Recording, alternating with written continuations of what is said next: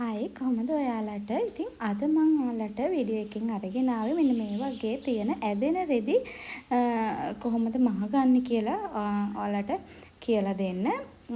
T-shirt වගේ රෙදි ඇදෙන රෙදි අපිට මහන්න ගියාම නූල බුරුල් වෙනවා. ඒ වගේ දේවල් වෙනවා.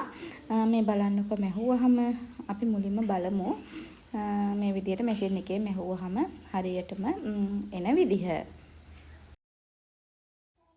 ඉතින් ගොඩක් වෙලාවට මේ ටී-ෂර්ට් රෙදි අපිට නෝමල් මහන මැෂින් එකේ මහන්න හරිම අමාරුයි. නූල ඇදෙනවා, බුරුල් වෙනවා, ඒ වගේ දේවල් වෙන නිසා.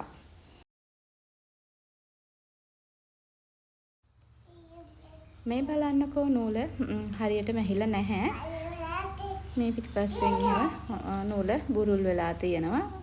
ඉතින් හරියට නෝමල් මහන මැෂින් එකේ අපිට මේ ඇදෙන රෙදි මහගන්න අපහසුයි. ඉතින් ඒ වෙනුවට විසඳුමක් තියෙනවා. මෙන්න මේ ටේප් එක ආධාර කරගෙන අපි බලමු කොහොමද මේ ඇදෙන රෙදි මහගන්නේ කියලා.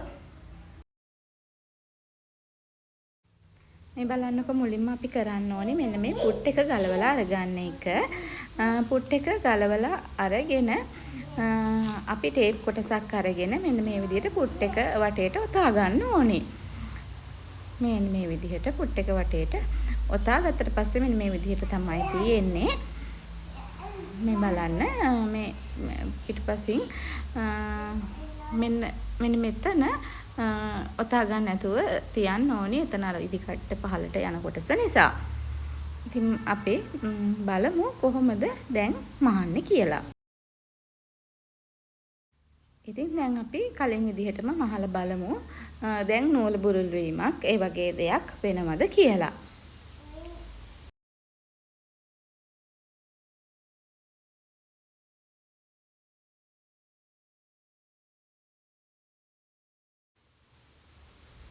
මේ බලන්නකෝ දැන් එහෙම නූල් බුරුල් වීමක් එහෙම පිටිපස්ස ඒ කියන්නේ මහපු දෙපැත්තෙම එහෙම වෙලා නැහැ. ඉතින් ඔයාලත් කරලා බලන්න.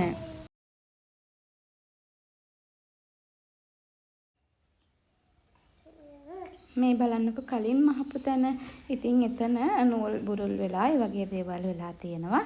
ටේප් එකේ ඇතුවම එහෙම වෙලා නැහැ. ඉතින් ඔයාලත් කරලා බලන්න.